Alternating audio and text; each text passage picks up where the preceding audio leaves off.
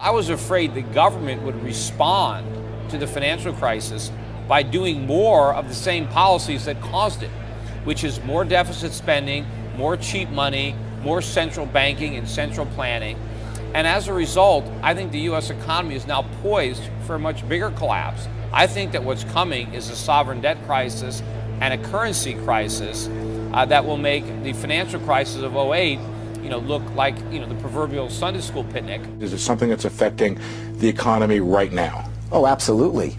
The fiscal cliff specifically is one of the major ways in which the slow recovery that we have could be completely derailed. Hard landing in China, euro collapsing, problems in the Middle East, and fiscal cliff is probably paramount in that area.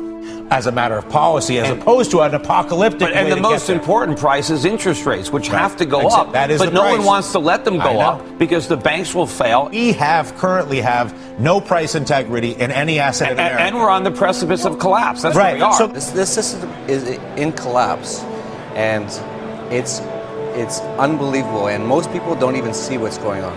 If you watch CNBC, if you actually pay attention to the U.S. media, they will always tell you there's green shoots or it's going to be a recovery. Mm-hmm. There's no chance of that. You don't think there are any signs of that? It's not possible. We're in the last days of this financial system in the U.S. This is Zimbabwe. When it starts to collapse, it's going to happen very fast. If people don't start to wake up to what's going on, they're going to get hurt in this collapse. But this is where it's going now, that we have to now just get as far away from the U.S. and from the Western world because this collapse is going to be messy. We've got to ask ourselves, why are the feds preparing for a war against Americans? Why have they bought now more than 2 billion bullets, all kinds of arms and ammunition, and now more than 2,700 tanks to patrol in America and keep order?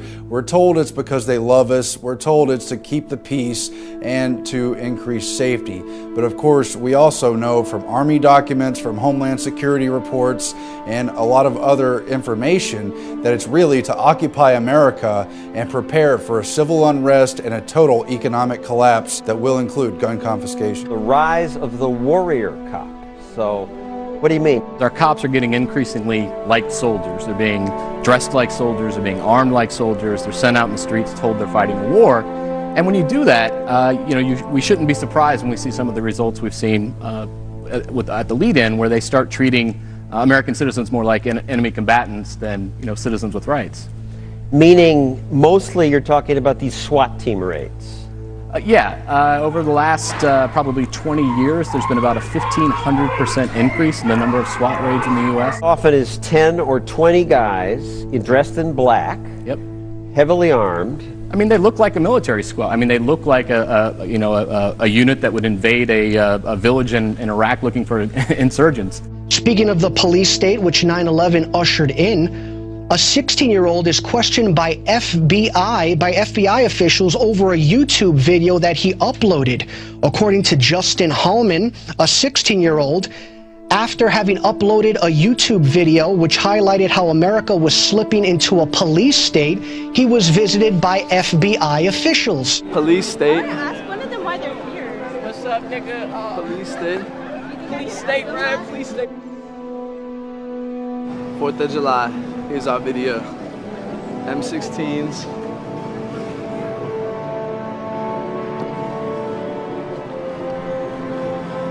Because we don't live in a police state, sir. Martial law has not been established in this country. The door, sir. He's got his hand up. You're gonna kick my door. You kicked my door down. You kicked my door down. Get on the ground. You kicked my door down. Yes, we did. Get on the ground. No, you have no right to be in here. You have no right to be in here. You have no right to be here. You have no right to be in here. Do not touch her. You are assaulting her.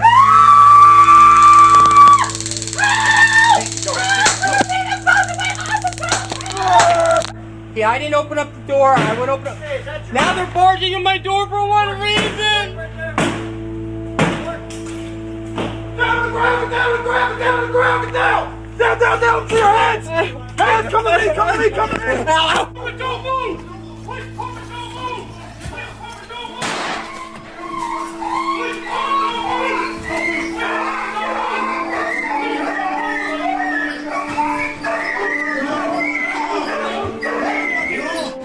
If what we saw in response to bombs was that, what will the response be in the wake of something bigger?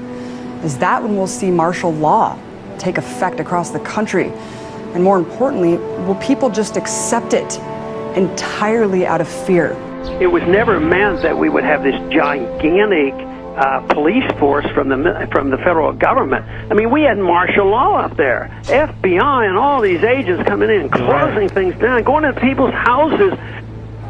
The police state is staring us in the eye, and it's getting more and more imposed upon us and more imposed on society every day.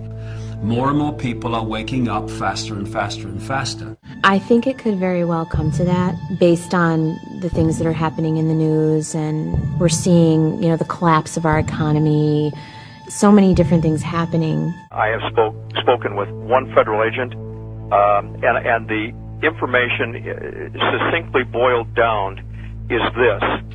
There is an event coming, Steve, in the very near-term future that is going to affect the United States of America to its very soul.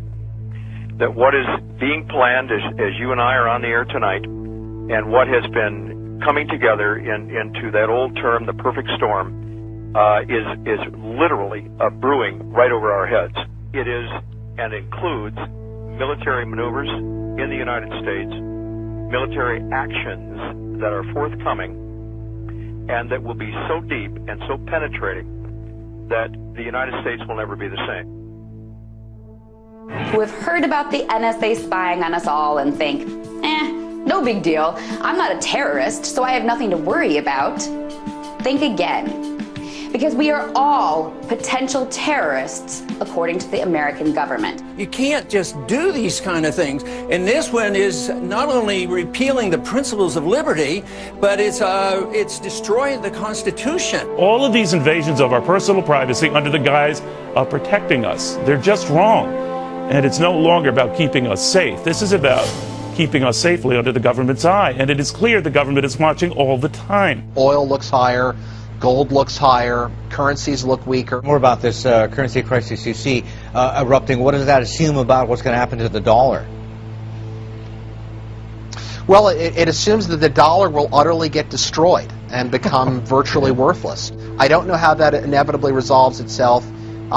It may resolve itself in some type of a global currency crisis. And then if the global currency crisis unfolds, then inevitably you get I guess an alignment under a global world government, a new global currency, and a new world order. Growing debate in Washington following reports that some U.S. senators are now considering an immigration bill that would force all U.S. workers to carry around biometric ID cards. Well, it is an idea that is now raising some serious concerns among privacy advocates. Through the advancing market of biometrics, technology that uses physiological and behavioral recognition to identify people. A system touted as a national security necessity is being used to build a database where the biometric identity of millions of Americans will be gathered and stored. We really need to attack this in a comprehensive kind of way, not some knee-jerk reaction like sticking something in someone's finger to verify who they are and whether or not they can be employed in this country. The U.S. Department of Homeland Security has been buying up massive amounts of ammunition. Americans are wondering why. Do you think this is a sign that they're preparing for some sort of mass civil unrest? If you look at what the Department of Homeland Security has been purchasing over the last year, it comes out to like 1.6 billion rounds of ammunition, more than 7,000 fully automatic assault weapons, 2,700 MRAP type vehicles, and now drones. Those are instruments of war. Department of Homeland Security's, who are they going to fight a war against? Would I participate in assisting the feds coming into states and going into homes and taking everybody's gun away? And I said, I would not be a part of something like that. And I said, one of the reasons is I wouldn't want to get shot, because the American people are only going to put up with so much before they push back. And I said, if the feds tried to do that, disarm this country, I said, you would see an uprising and maybe a version of the Second American Revolution.